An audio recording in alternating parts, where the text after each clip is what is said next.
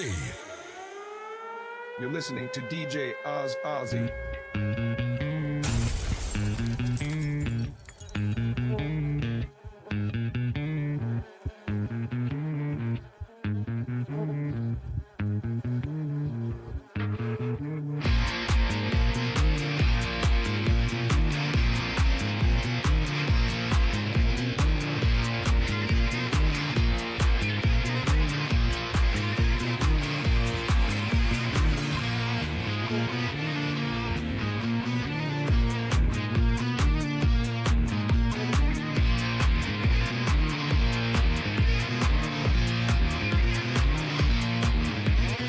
Would you believe me when I tell you, you are the queen of my heart?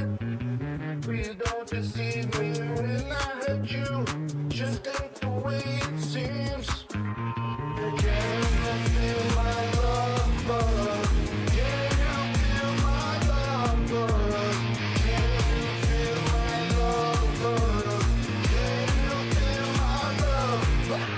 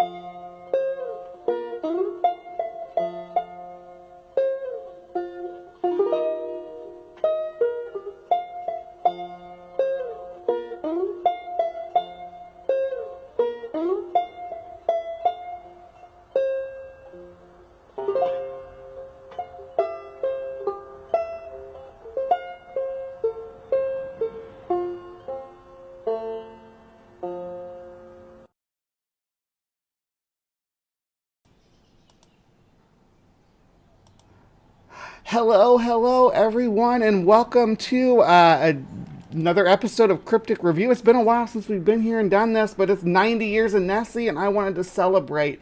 The 90 years of Nessie is, it's been 90 years since the Inverness Courier published the first report in a major newspaper about the existence of the monster. So I wanted to celebrate that by inviting a cool panel of people on to participate in the anniversary. So let me just introduce my panel here. I got everybody right here. We have Captive Desk Dave. We got Nikki Cullen.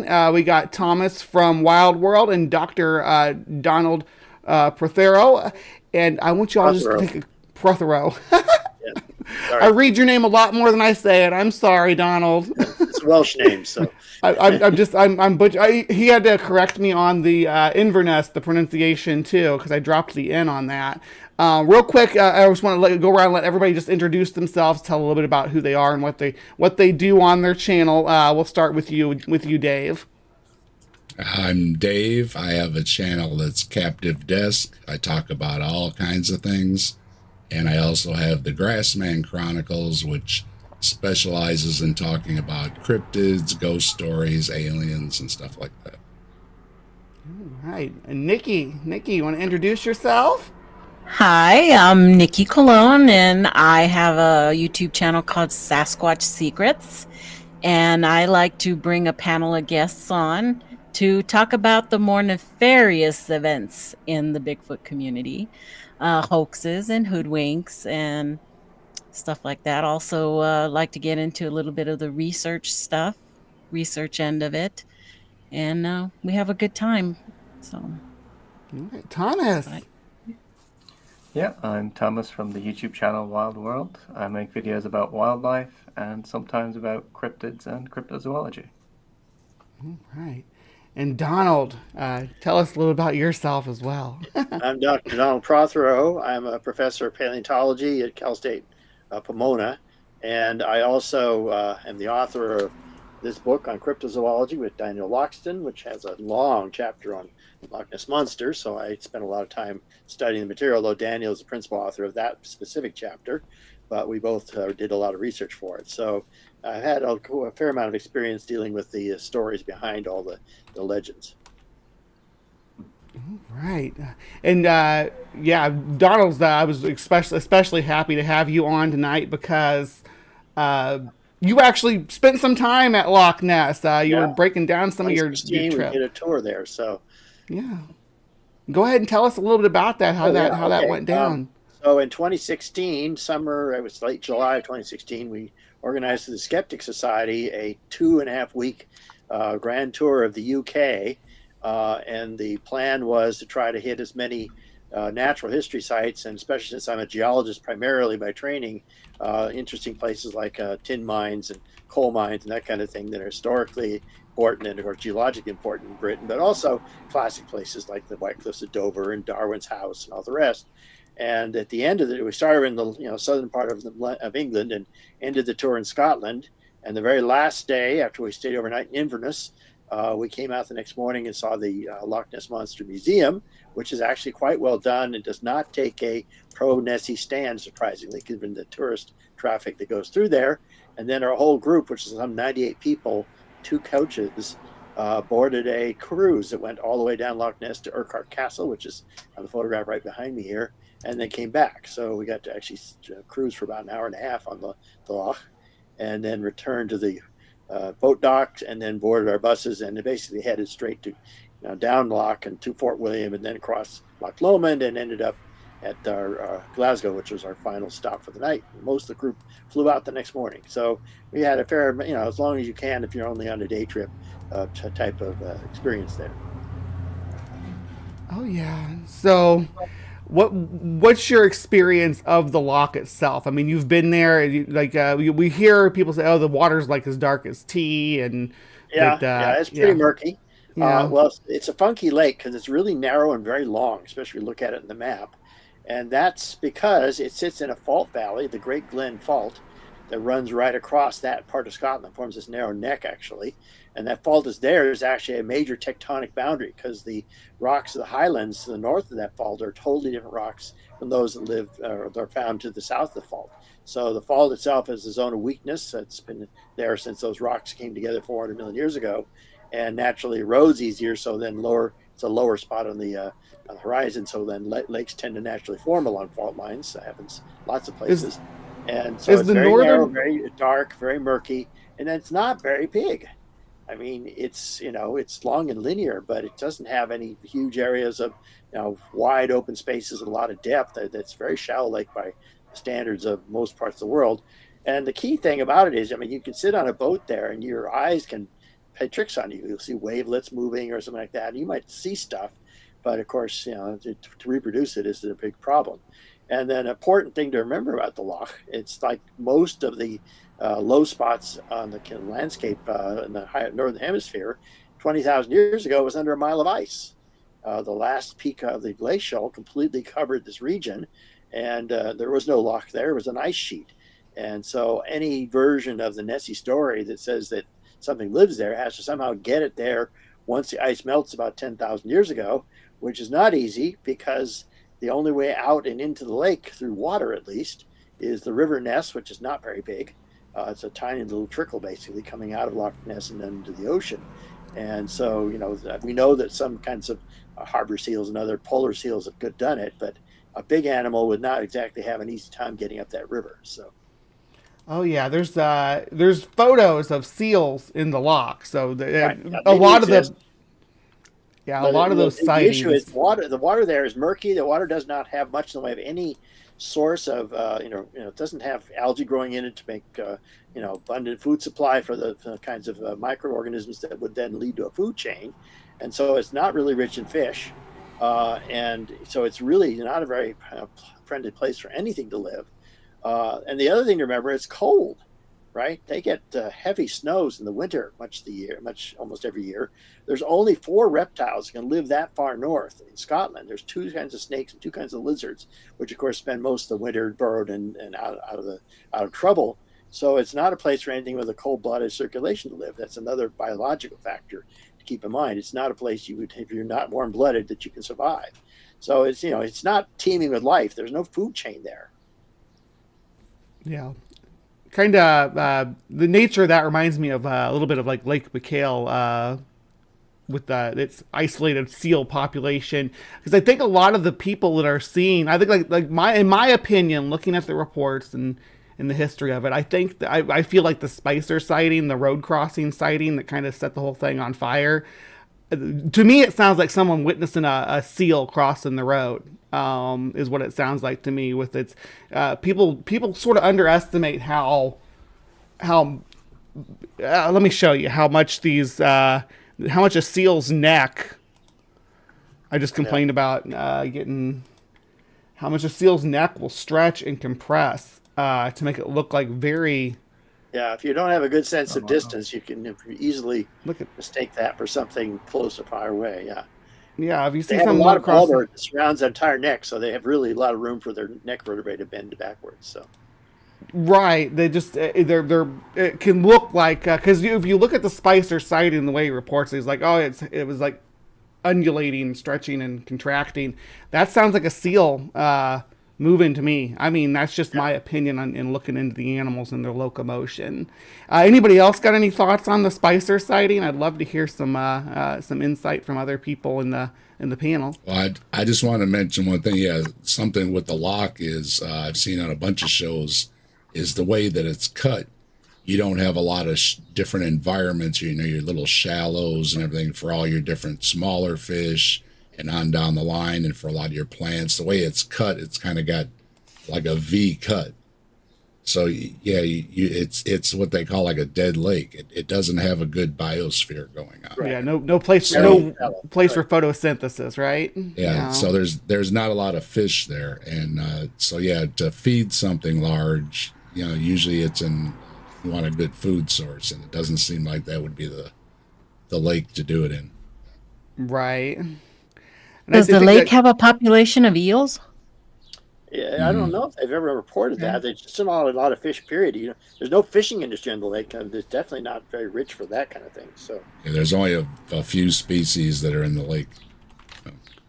I think some people have proposed that it was that they're big Wells cat. It's a big Wells catfish, but I honestly think that most of the sightings, if there's actually an animal involved at all, and it's not someone seeing a wave breaking or driftwood or something along that line, the most likely candidates would be a harbor seal. It's like Don was mentioning, they're known to come into the lake. There's not a lot of resources there for them, but transient seals, they take weird journeys sometimes.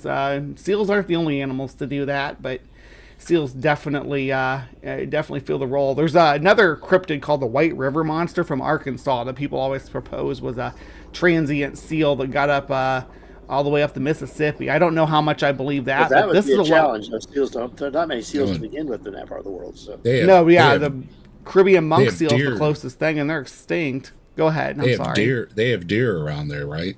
Yeah. Yep. You know, a deer swimming in the water with its long head and neck, undulating and stuff. That would look unusual in the water too. Yeah, I mean, when you I've see like a read- deer swimming. Sorry, isn't it in I think it's Robert T. Gould's book, when he was talking about the Spicer sighting, he regrets entering it because he thought it was just a few deer or something crossing the road. That you said that was in Gould's book. Yeah, or it may have been after he published the book, he regretted putting it in. Yeah, that wouldn't surprise me. Seeing the nature of the report and how the presentation of it. Like, if you ever look at images of the report, they'll give it like long legs and stuff. It looks kind of like more like a shaggy llama almost in some of the imagery that they I throw like how out there. The image evolved over time. Like the first one was kind of Yeah. a blob with like, I don't know, a neck That's sticking out. that's a major takeaway, and this is true of a lot of cryptids and UFOs and aliens too, is how much it's a cultural artifact. And that, for example, these things change. The reports of St. Columba are very vague, but they don't seem to match what we're talking about here. And of course, something a lot of people have noted, and Daniel and I put it in our book chapter, is the strong connection between Spicer sighting and King Kong, which we know Right. Spicer saw sometime in the British Isles about a month or two before his sighting was reported in the Inverness Courier. And of course, the original Willis O'Brien King Kong with the stop motion animation has plesiosaurs along with T-Rex and a few other things along with King Kong, of course. And so this was probably the single biggest factor that led people to start talking about plesiosaurs is what the monster was about, because none of the previous descriptions are clear enough to actually suggest that. And then, of course, the surgeon's photo followed shortly thereafter. Once that meme was culturally out there, then that is the prevailing one that we've had ever since then. They've all tried to match pretty much what was seen in King Kong, and Spicer reported, and the surgeon's reported photo basically gave us a visual metaphor to think about, and so that's been away. In some other cases, lake monsters change appearance from one decade to another. It's more obvious, for example, in talking about aliens, which I wrote a book about it separately. The monsters you have in H.G. Wells' War of the Worlds look like octopuses or spiders. And the kind that we have in the Steven Spielberg films is a recent thing. It came from an episode of Outer Limits called the Valero Shield, which has the little gray monster or a little gray alien. That is the one that then, of course, Spielberg canonized. And now everyone sees him that way. But you go back even 50 years, that's not the way most people thought it. They're like more cephalopod like. Evolves as culture repeats a different meme sometimes and changes over time. So that's when I covered the Betty and Barney Hill abduction. Yeah. They think that they got that from seeing a late night episode of that Outer Limits. Yep. Yeah. That's what it's built on. We didn't realize. Yeah. And then the aliens took on a new look. And well, it's the same thing with the UFOs. The UFOs were cylindrical, like Zeppelins. Cigar shapes, yeah. And then they became triangular, like stealth aircraft. Right. So and the original report on the so-called flying saucer report, which was a pilot flying over Oregon and Washington, he did not call them saucers or anything like that. He said they've skipped off the surface of the atmosphere, like skipping a saucer or a flat stone across the water, and the press garbled that. And from then on, it's always been that disc-shaped metaphor, but that's not actually the original report that started the whole thing in 1947. So it's a classic case. It's cultural, and it's often culturally, contaminated and often even distorted, and doesn't even resemble what the original source said. So that's the problem with these. Once you dig into the sources, you discover they're not what they say they are. They fall apart, right? Yeah, or they're just not very clear, or not. You mean all not those a clear enough you mean all example. those hubcaps I've seen pictures of aren't real? Well, I have some images in my slideshow on UFOs where it's shot by right over the parking lot here at the Skeptic Society, and it's all just a toy that's on a long monofilament line from a long pole, and he swings it around, and you can get some very convincing looking UFO shots without Photoshop. That's what I say. I think excuse me, I think it's Michael Shermer that has the photos of their little thing on the string they had pictures of. Yeah. So, not to derail too much on the UFO thing, but I always thought that maybe the what they were seeing, because we know now elves, right? That there's a kind of astronomical phenomenon called elves, where there's big, it's basically like lightning, but it's in a disc shape on the ionosphere. That's really one cool possibility, looking. yep. Yeah, I always wondered if that was maybe the source of that original notion. But yeah, thanks There for are a lot bringing of that up. sources. I mean, most of it's just cultural, copycatting. But some of the reports, especially if they come from pilots who flew in the Western U.S. during the 40s, 50s, 60s, we are pretty sure most of those have been, the Air Force now and CIA have now pretty much revealed that most of those they were looking at spy aircraft, which were top secret at the time. And they're shot, the airline pilot at 40,000 feet is looking up an SR-71 Blackbird at 90,000 feet going Mach Black 3. Triangle. And the shape of it is nothing like any aircraft you ever saw before. My dad actually worked on that plane. He was the chief illustrator for the Tech Illustration Group that did that plane. And it was top secret for a long time. It was, of course, tested out of Area 51.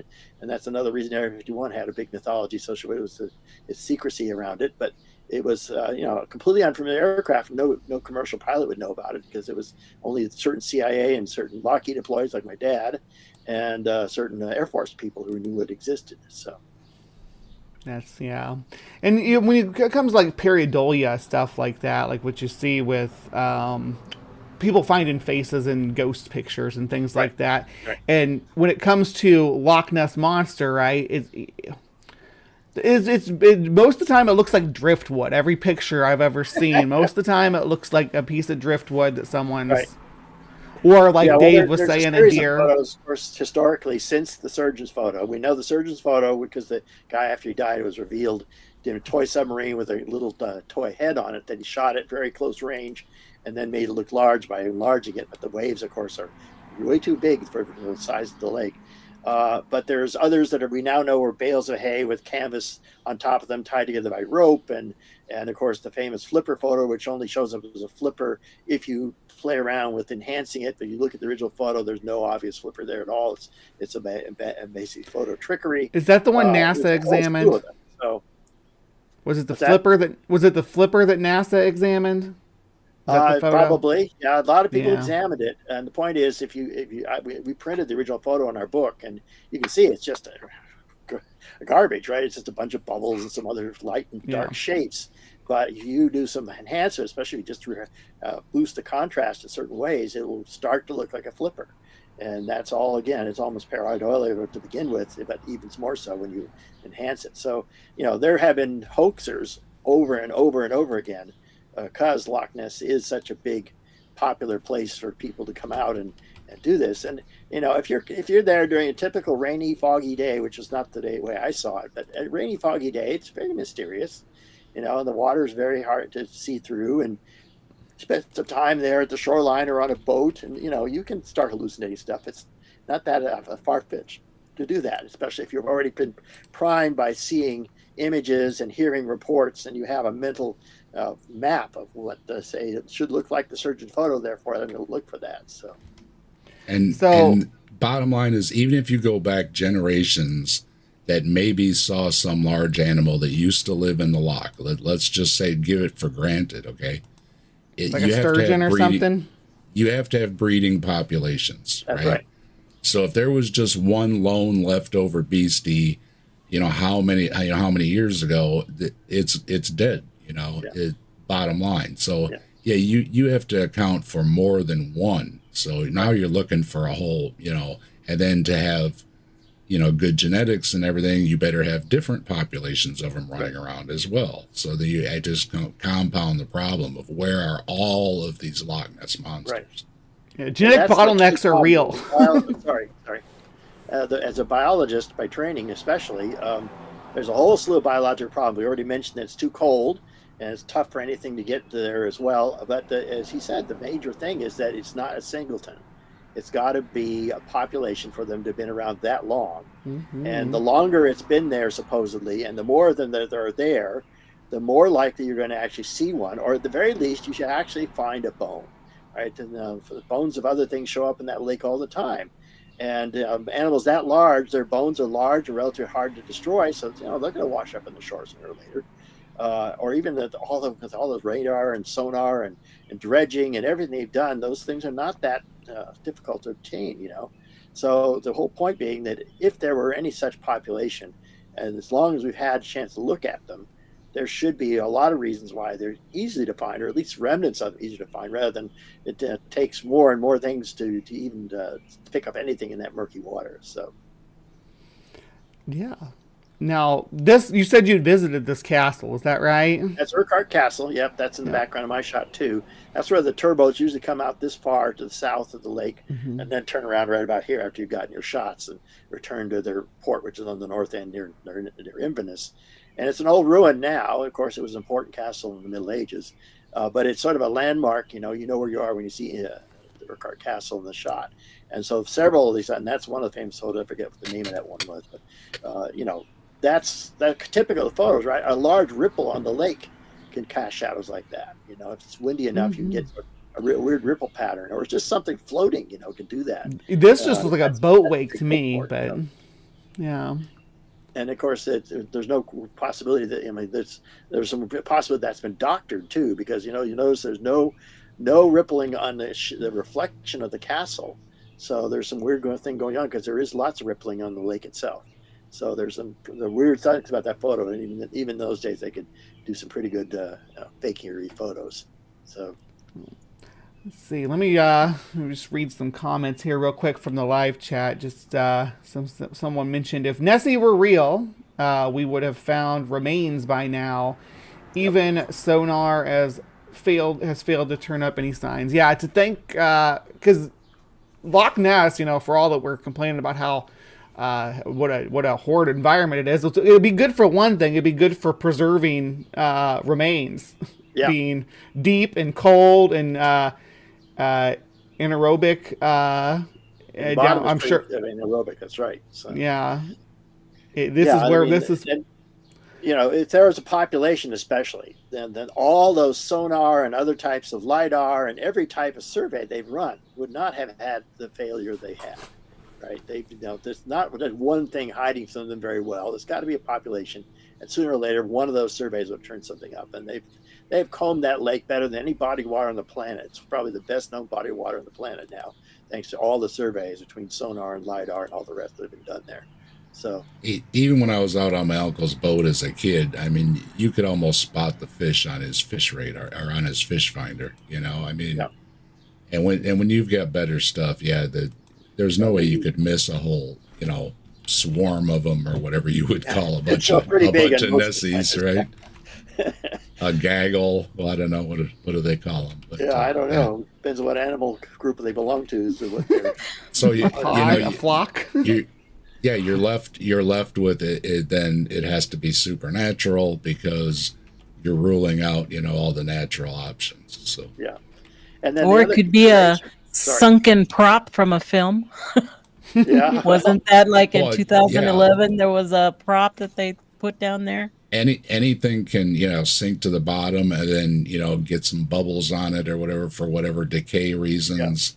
Bob back up to the surface and then sink again. That happens. There's probably some sunken boats in the bottom that haven't come up to the surface for various reasons. So, but again, back to the main point we made, and that is that this was under ice 20,000, 18,000 years ago. And the key thing is, if some plesiosaur would have managed to get there, they had to survive around the world for 65 million years without ever being discovered in the fossil record, right? And that's another problem, just the same with Mokele Mbembe and other supposed surviving dinosaurs, is that, we have an excellent fossil record for large marine animals for the last 65 million years. Places I've worked like Shark-Tooth Hill bone bed, right? We get whales, we get large sharks, we get a lot of different kinds of things, and never once do we find any plesiosaurs. And the large bones preserve best. And if there's never been a report of any of these supposed Cenozoic plesiosaurs ever supported, then they just don't exist. They can't hide that well, considering we know how much we know about the fossil record. So that's a problem. And then for somehow that plesiosaur to hang on all this time, and then somehow only after the ice sheets retreat, sneak into that narrow little river nest and sometimes swim up there, is also just a big strike against the whole idea. So. And back to the population, it seems no matter where the lake monster story is, there always seems to be one, and it has a name, right? Yeah. And again, there you have a problem unless it's, right. Budding or something and making new ones, right? I mean, yeah, they don't clone as far as I know.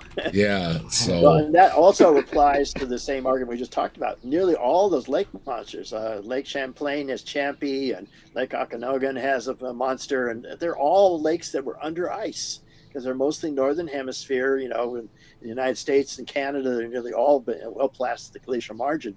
They were under a mile or more of ice, and only 20,000 years ago. So the same problem you have with them, you have with Loch Ness. I mean, at least Loch Ness has a connection to the ocean.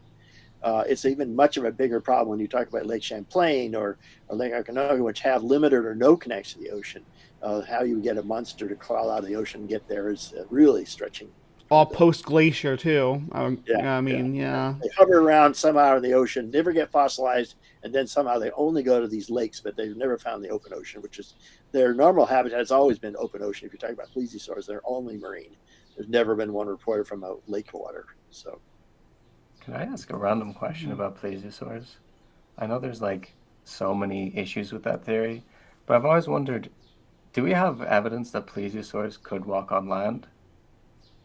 Most people would say they can't, based on the biomechanics of their flippers, which are really flexible and not rigid enough to propel them very well. And so that was, you'll see old, reconstructions by artists 50 years ago where they're shown on a beach or something laying eggs. But we now have plesiosaurs that fossils that have embryos in them, and showing they gave live birth, they didn't lay eggs, which makes sense because all whales have to do the same thing. They cannot crawl on land to give birth. And we know, of course, ichthyosaurs, several of them have fetuses that are just about in the birth canal, of course, preserved as they died. So these animals are all going to have live birth in the water.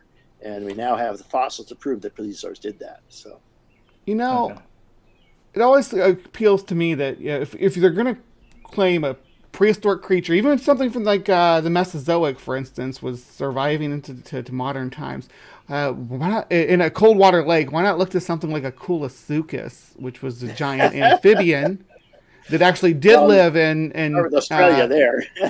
wrong side of the planet, but we know that large amphibians can actually live in cold water lakes and grow big sizes and do all right.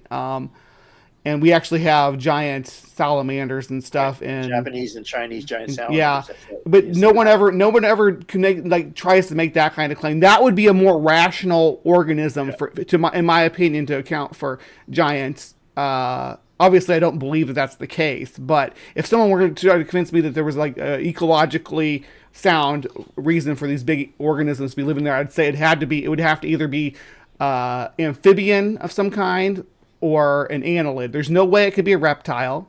Right. It's too cold. There's no way it could.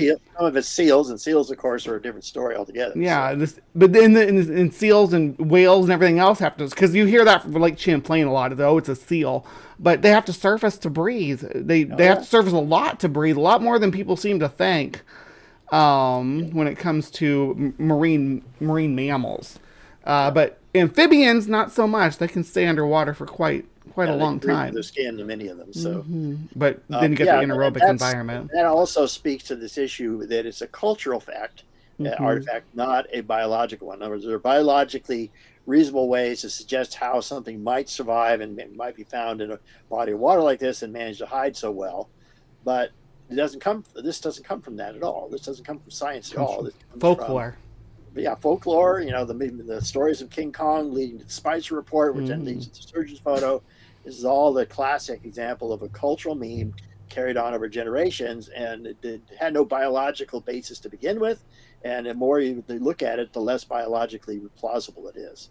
So, I want to share an anecdote real quick. When my grandparents visited the homeland, my grandmother told the story of they visited Loch Ness because you had to go visit Loch Ness, and sure enough, she looked out across the loch and there was the Loch Ness monster, just like she's seen it in all the photographs in exact detail. And she gave a wonderful story, and then she would end it with, or it was a log. Yeah, that sums up a lot of the pictures too. That's why I pulled up the castle picture, because it's one of the few ones that doesn't actually look like just a piece of driftwood in the middle of the lake. Well, and didn't you cover the Champlain one or something, Bree, that literally looked like it was a piece of driftwood when you look at the picture? Oh yeah, the Champ, the famous picture of Champ is clearly it's non-organic or driftwood in a weird angle. So yeah, and it's like, there's other pictures that go with that set of that show what it really is, but we're never gonna see those. Yeah. That's the problem too with a lot of these photos. The surgeon photo is a great example. He wasn't even a surgeon. They just called him a surgeon to add credibility to the. Not that there's anything wrong with being a dentist. Dentists are great, but he wasn't a surgeon. He was a dentist. But calling it the dentist photo doesn't carry quite as much of a punch. But the pedigree and the provenance of these photos. Shout out to my dentist. I had a tooth go bad the other morning. I called. They got me in. They took care of it. They pulled it. They were great, and I gave him a hug. I mean, it was hurting so bad, you're just, thank you, So glad you live in the 21st century. So I am grateful for modern dentistry. I am. Thank you very much, folks.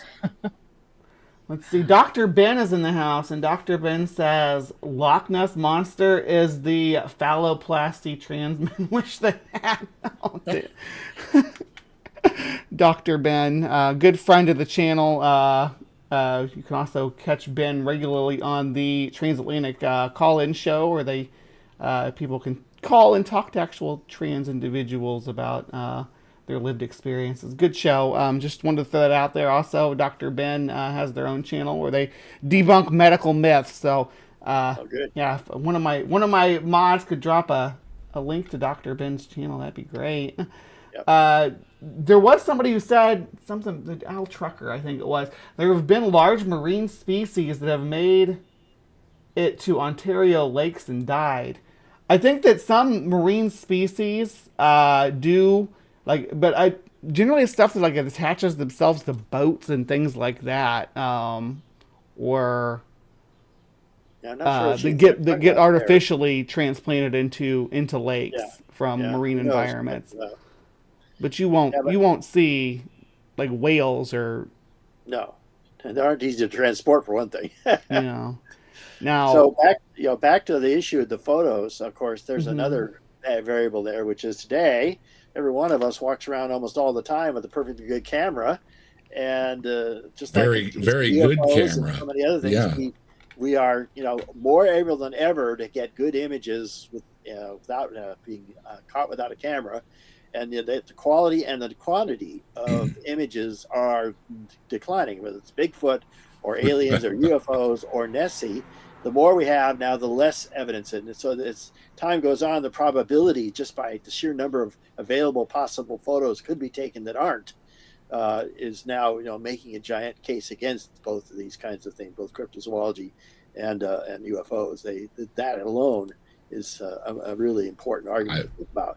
I've noticed priests that do exorcisms don't have any phones on them either. For some reason. Thomas, by the way, my live chat's talking about, this is right up your alley, something that seems like you would cover. So they're talking about bull sharks swimming up rivers. I think that seems Yeah. like something that's right up your Bull alley to sharks are able cover. to go into fresh water. They do it in Panama and Nicaragua, especially. They but they're swim known up to do it Alton, at- Illinois. They yeah, caught a handful of one sharks in tolerate fresh Mississippi. water. So. Probably not in Loch Ness though. No, Not in Loch Ness. And No, and River Ness is not a very big thing. It's like a little stream. If you walk over the bridge over it, you can see it's not very big. Like you pointed out, it's a crack through the country that got carved out a little bit with some ice, and yeah, it's nothing.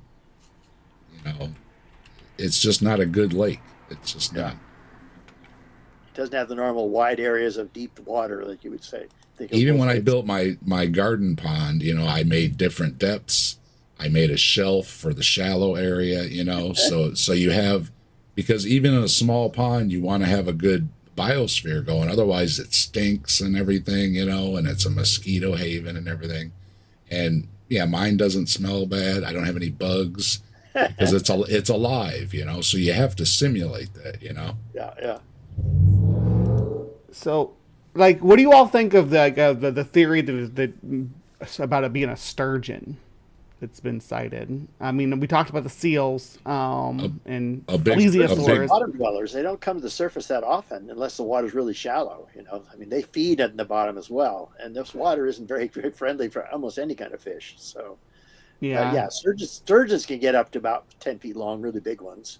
But again, Yeah. unless you saw them somehow surfacing, and that wouldn't still match most of the descriptions these people are talking about. Not just a long object in the water. They all claim it has neck or Like swan humps in the neck, back, yeah. something like that. Yeah, nothing a sturgeon has would ever show that kind of features. So, A long fish, though, would have the best chance, of squiggling upriver from the sea or something like that. I mean, they So- could swim up there. I doubt that they have. But then you add the problem that it doesn't put its head up out of the water. So no, they're sturgeons Well, live on the bottom as much as possible. So But you go back to the I think earlier. it's deer. But you go back Myself, to I think they're deer. I think that's what they are. So, yeah. But you go back to the early sightings, like we were talking about, and it didn't always have that. It wasn't until the Spicer sighting that we really started to get the plesiosaur swanny neck kind of creature. Before that, it could have been people seeing. I mean, I've heard people talk about the description, say otters. yeah, well, one of the fraud photos was that guy taking his picture of his dog, and the dog's swimming in the water. Most I hadn't animals seen that one. They're trying to, they Keep your head above water. You dog paddle and you're kind of undulating, right? And they're trying to keep their head above water, right? That was one of the fraud photos. His dog was out there swimming. So, there are deer in the area, and I think that deer are pretty big, especially when you get up close to them. And it has a long enough neck to be, something sticking up out of the water. So And the lake is narrow enough that there's the lake's narrow enough that there's nowhere along the length of it where they couldn't make the trip, that is an issue. The lake is very long and narrow, but it's a big barrier. It really does separate animals on one side to the other, and there's not many places to cross. I mean, on the north end, you have to cross through Inverness itself. That's about it. And the south end, you're at Fort William, and so it's all urbanized at both ends. Actually, because that's where everybody has to cross the barrier. I think Trees and I talked about that. That's what I would investigate. Is there evidence of a preferred area where animals cross? Right. And does that coincide with where they're getting the sightings? And if there's your 2+2, so.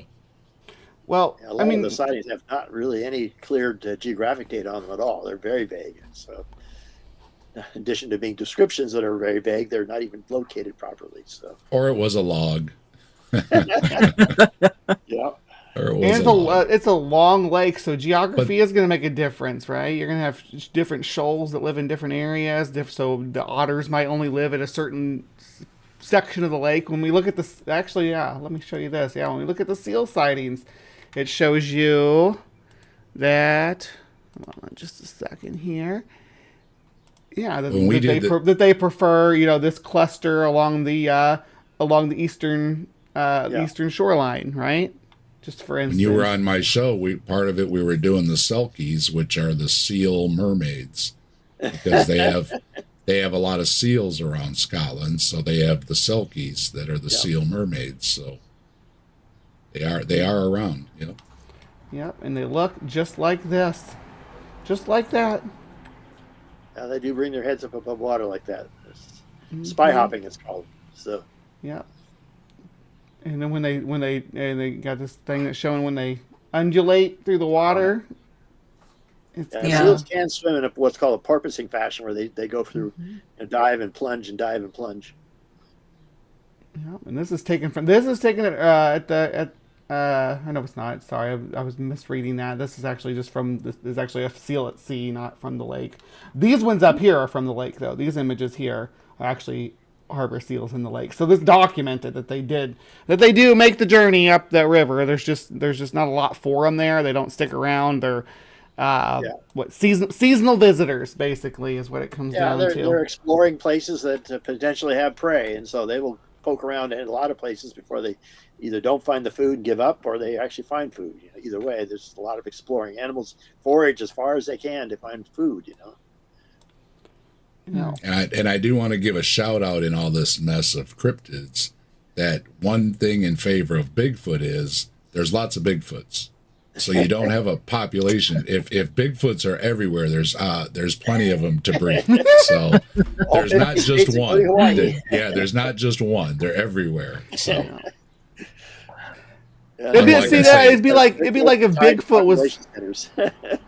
Unlike many others where like we're pointing out, there's only one. Right. So them claiming a giant creature in Loch Ness would be like claiming Bigfoot on the Galapagos Islands or something, you know, some isolated area where you can explore the whole damn thing and then say no, Bigfoot lives there. But well, I think getting Bigfoot to Hawaii is probably the biggest challenge. So, but it's supposedly there is Bigfoot in Hawaii too, which is considering how isolated Hawaii is. The only thing they've gotten there naturally before humans arrived are bats, birds, and several kinds of flying insects, and that's all they have in the way of a native population. They didn't even have frogs. There's not even native frogs. All unique to that island now. So, no land mammals, no reptiles, no amphibians. Nothing can cross that ocean, you know, except for things that fly. So. Hawaii Bigfoot is on my list to cover. I definitely I have to cover Hawaii Bigfoot one of these days. Yes. Yeah, I mean, I always thought the Japanese Bigfoot was weird, but Hawaii Bigfoot might trump that. You know, 'cause Japan's isolation as well, but Hawaii now, how the heck did Bigfoot get there? I guess they can open. Do they call that the Menehune or something like that? Yeah, it probably has a local name, and it's that same thing as Bigfoot, right? So I'm sure that I think it's just a dude out there, you know. It's just a straggler out there. One of those a really hairy Hawaiian. Some of those big Hawaiians, the Samoans. The one picture that's out there, it looks kind of crazy. Well, I mean, there's Bigfoot in Australia too. How's that work? Oh yeah, that's a new one. Yowie. Yeah. Yeah, that's interesting. You look at the map of distribution. It's not in the wildest places of the country. It's in places where people live next to forests. So it's often correlated with population. Yeah. You know, smaller population centers and people who have access to the woods, and you know that's the single biggest predictor where they are. Now, there was this. I don't know if you saw the baby Nessie taxidermy from like Lake Erie or whatever. Have you ever seen that? Oh, that's a new one. I hadn't heard about that one. I don't think so. Let me pull it out because we were talking about young Earth creationists earlier, and it reminded me of that. It's something that Kent Hovind promoted of all. Really? Great source. It looked like the Fiji mermaid. Yeah, I'm trying to find a good picture of it. Hold on. Well, that is a point there while you're looking for it. I mean, the only downside, as I said, I think before we started this was, you know, mostly it's harmless, but creationists use it as a technique to basically drive a wedge between their audiences and science. So creationists are the ones who are still looking for Loch Ness Monster. Creationists are the ones who are running around the Congo looking for Mokele Mbembe, the supposed sauropod dinosaur down there. And their whole motive to do this is claim that if they discover such a thing and prove it exists, somehow evolution will be all shot to pieces. And it's so laughable because they have no idea what evolution's about, of course. And in my heart, I was rooting. The main thing is they use this. I mean, state of Louisiana is famous for having its textbooks claim Nessie's real and to derive a creationist message. So there's a hidden agenda in some of it. It's not just harmless fun. With all my heart, I had hoped that John Pendleton was going to catch a pterodactyl in Mexico. I really was. I was pulling for him, and then he passed away, and I was not everybody that you don't really know, you're sad or whatever, but it's like, that I enjoyed his videos so much over the years. I was kind of sad to hear that he had passed away. Yeah, never caught his pterodactyl. It didn't get his pterodactyl. What are you gonna do, John and Morris Pendleton? Logic actually offered him financing money as long as he could go along with. So he was actually talking to him seriously. That he goes, "Hey, I'll kick you some money if I can go along with." And then he passed away. That's how I found out, was on Logic's show. So this was the baby Loch Ness monster, alleged baby Loch Ness monster. Someone just taxidermied a dead fish and made it into this. And that's a Fiji mermaid. Right, yeah. And the younger creationists were like, yes, this is proof. This is the proof we've been waiting for. All you have to do is a photo that's the right blow up with no scale bar, just like the surgeon photo, which was tiny in real life. And, if you already have a believing mind, you'll see it. It doesn't even have to be that convincing. The surgeon photo and the rest are so blurry, you really can't say much about them at all. So it doesn't have to be a good answer. It just has to be an answer is the thing. Yeah. And you can see this. They've even broken down what species it was and everything that was used to make this. There's no authenticity at all to this animal, but people believe what they want to believe. We got folks on YouTube, they're zooming into pixels and finding things now. So it's horrible. It's horrible. Too much time on their hands. Give me some clay. I can make something better looking than that. Right? Yeah, that's Nikki's whole channel is that's Nikki's whole channel is taking people's blurry Sasquatch videos and photos and being like, nah, that's not really, that's a dude in a suit. Yeah. My whole thing is, if you have to circle, enhance, lighten, color a photo, then it's not worth showing. I'm not telling you not to take your photos. I'm just saying think twice before throwing them on the internet. Because the minute you put it and post it onto social media, that is fair game for anybody to scrutinize and criticize. Yeah. And people get so upset when you're saying, nope, I don't see it. I see some trees and I see a branch.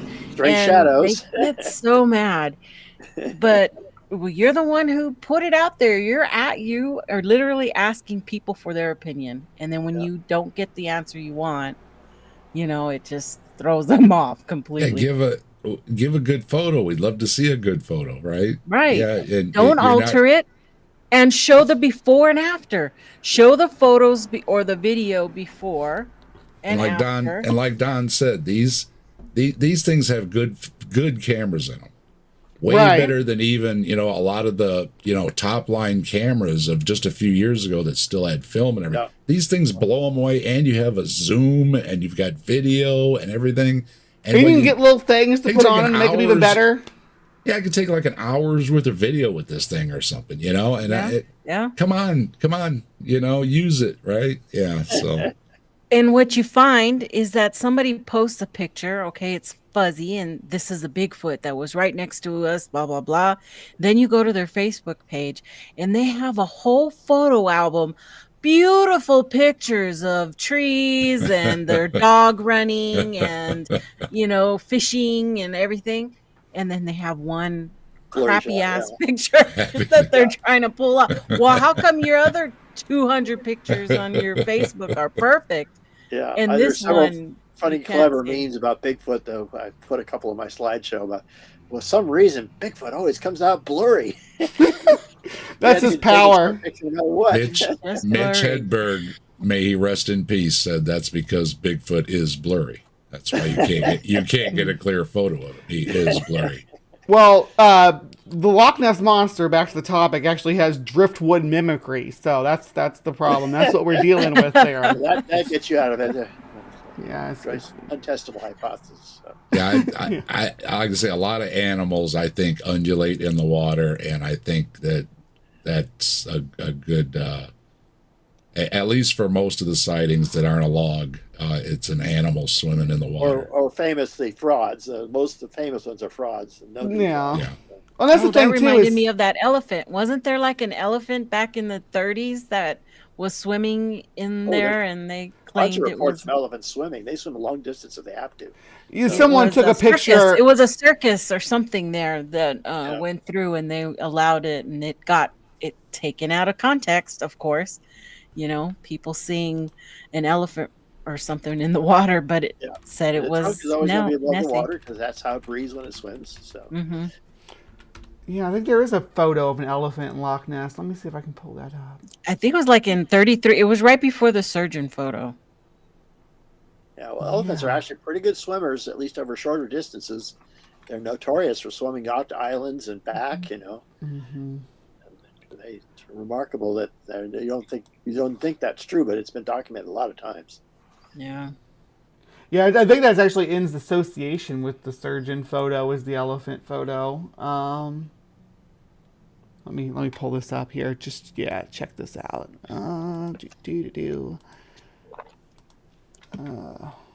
So. Oh yeah. You get an elephant raising its trunk up out of the water, and when you have like circuses coming through. Yeah. That the claim was that there was a elephant that was that they took a picture of it here. Yeah. This is it right here. Nessie the elephant. Nessie the elephant. Yeah, which is actually one of the most rational explanations that they've been proposed so far. Is that the circus in wild, even released from any circuses in that area. So like the circus was in Inverness, and they're like, oh, let's let the elephant go for a swim. That would be the only possibility. That's it's a hot day. I guess I don't know if the elephant would like to swim in that cold loch or not. Maybe they would. Well, they always have an issue with body temperature. They're big size. They're always either bathing in water or trying to stay in the shade, especially when they live in the tropics. So. Yeah. Well, we're about at an hour right now, so we can start wrapping things up. If anybody has any questions in the side chat, or if any of you all have any stuff that they wanted to talk about or questions they wanted to ask, I had a question for Donald. Yeah. Yes. Have you had the opportunity of meeting Adrian Shrine? No, I have not. What are your thoughts about him and his research there? I haven't really followed too much of what he's doing here. I did a lot of this a few years ago, and I haven't done it recently. So. Yeah. It's been a while. Yeah. I don't know. I just find him fascinating whenever he pops up on all the documentaries and stuff like that. So I was curious. Oh, there's a certain set of talking heads that show up in a lot of those things, especially if they're on the Discovery Channel or History Channel. Yeah. Which are not really credible places anymore. So that's true. We have that in the Bigfoot field too. Yeah. Hey, mermaids are real. Come on. we all saw it. The megalodon shark showing up and still alive too. That's that one too. Well, you got to watch out for the red megalodon. It's the new one on the block. Oh yeah. Oh wow. That got a lot of paleontologists upset when they went off the deep end on that. Pun intended. Yeah. So. Megalodon. That's actually one of my favorites when it comes to these cryptozoological topics, though. Well, Shark Week was shoot out for doing it the first time with to misleading audiences, and they had a tiny disclaimer you couldn't read as this flew by on the screen that it was all fictional. They just went and redid it again like a year later with just slightly different footage, yeah, they were shameless about it. It's Shark Week, it yeah. shows Shark Week was getting old, so they tried to jazz it up a little Yeah, bit. it's all about Shark Week. Yeah, so I used to love They did Shark have Week when I was a record sightings kid. as well. Sorry.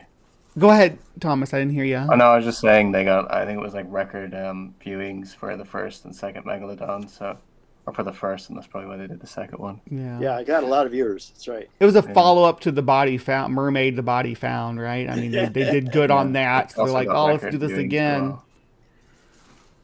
And So crazy. that was all spun off of the success of like Lost Tapes and Monster Quest and all those types of shows.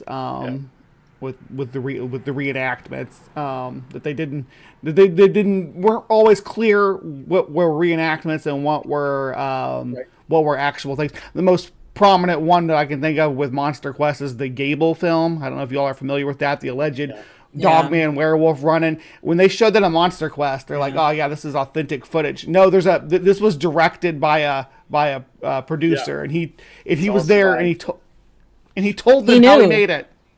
Yeah, and he knew. They knew, Monster Quest knew prior to putting that final episode out, but they thought it was great because they were going to do the finale as but Monster Quest discovered that this was all part of Mike Agrula,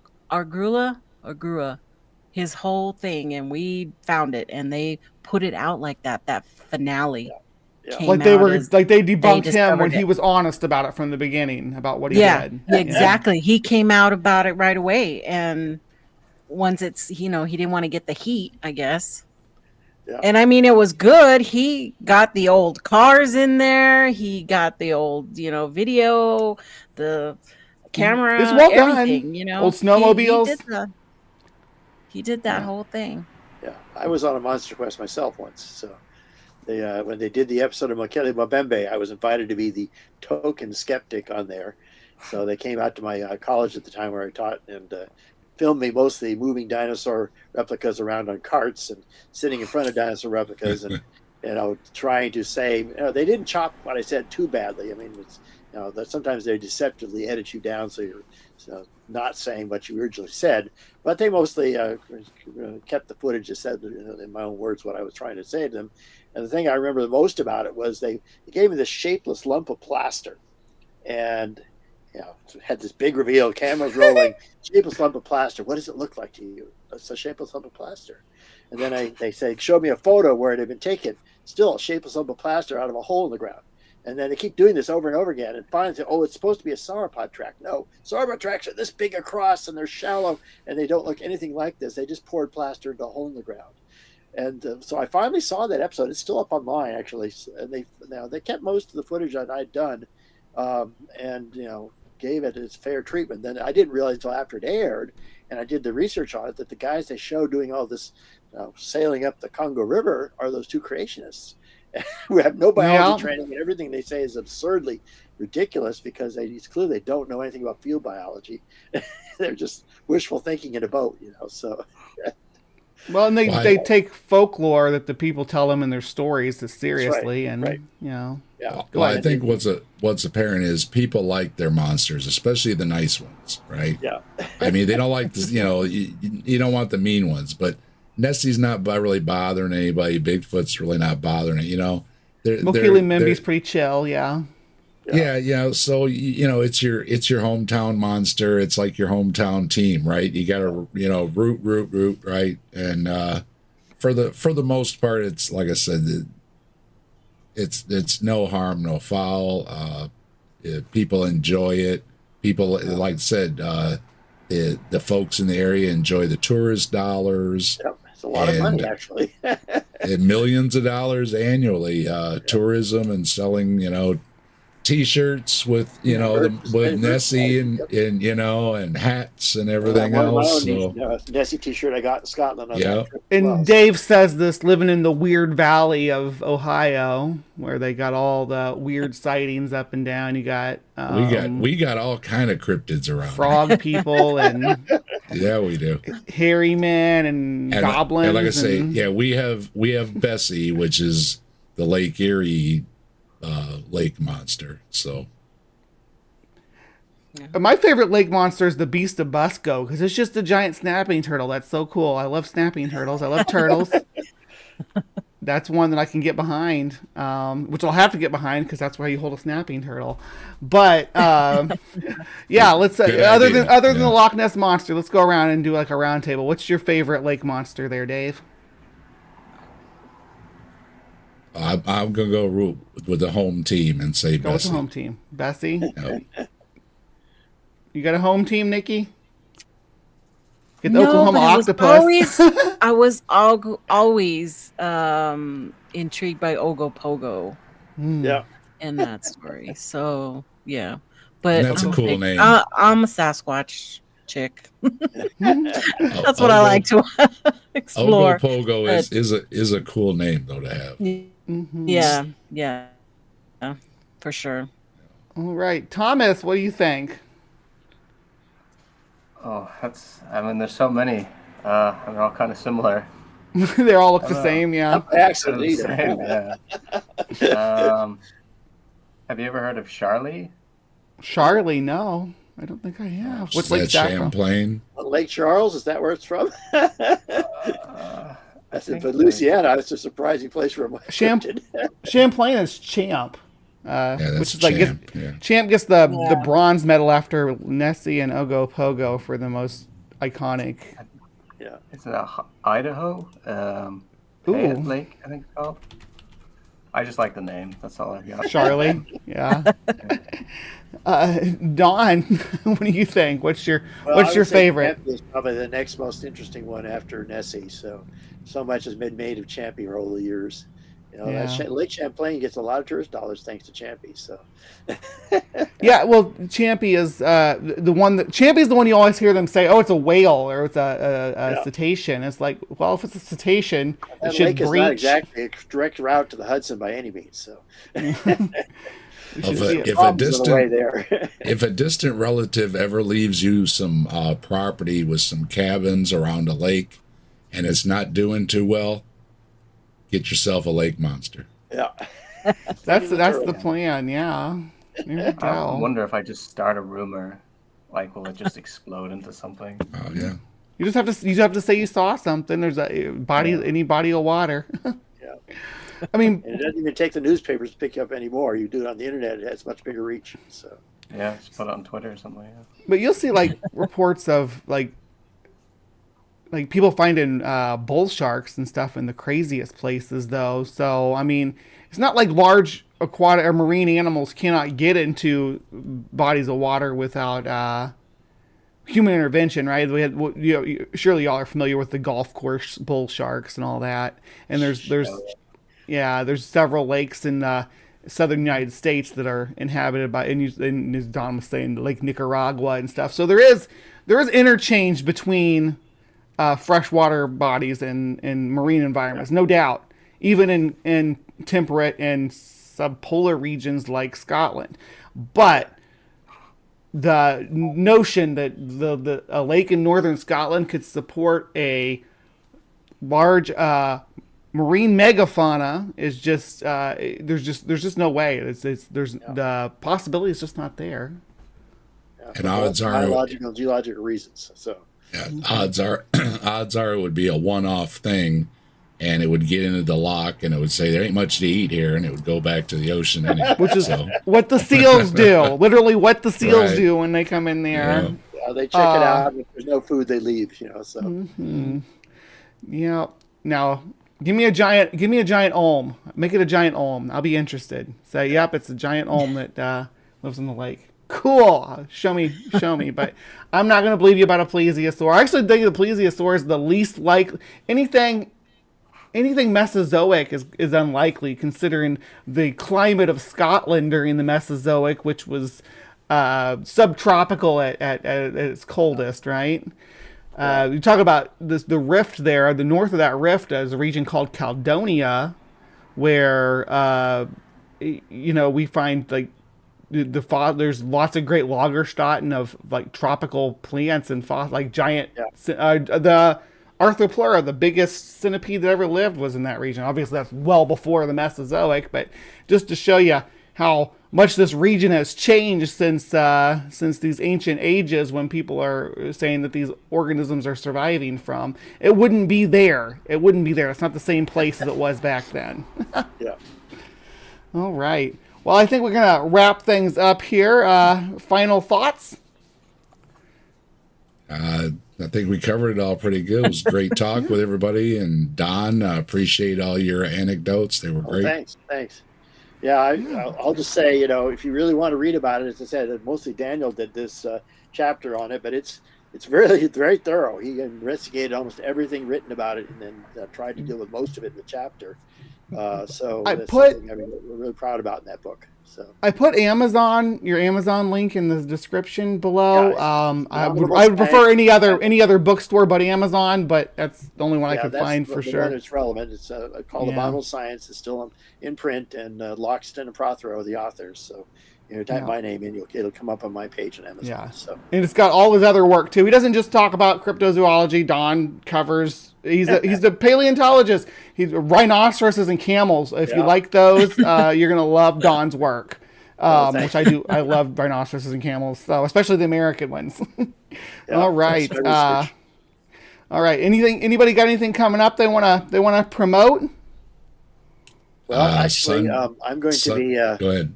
Opening a whole new YouTube channel of my own, probably in the middle of the summer.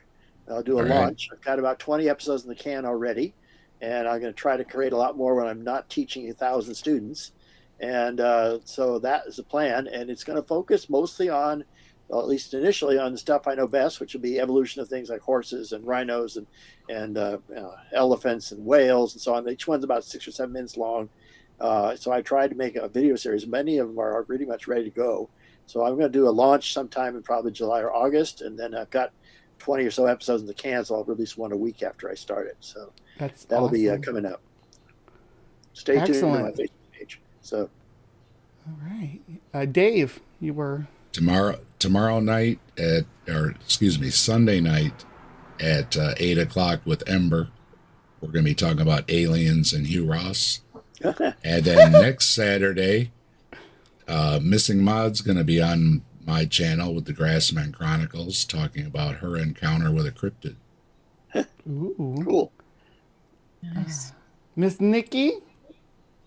Well, I'd like to throw out a little thing for our Sasquatch Shindig coming up July the 3rd through the 7th in Sasquatch Provincial Park in Harrison Hot Springs, British Columbia.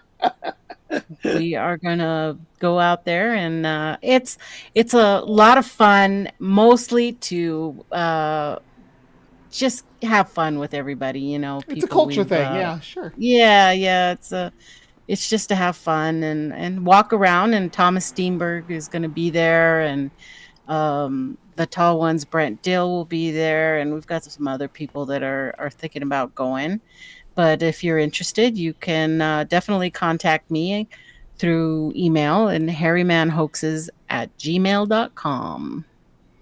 And she's also got that. She also manages the Facebook group Bigfoot Weekly. If you're on Facebook, you can join that. Always fun cryptid memes and topical stuff.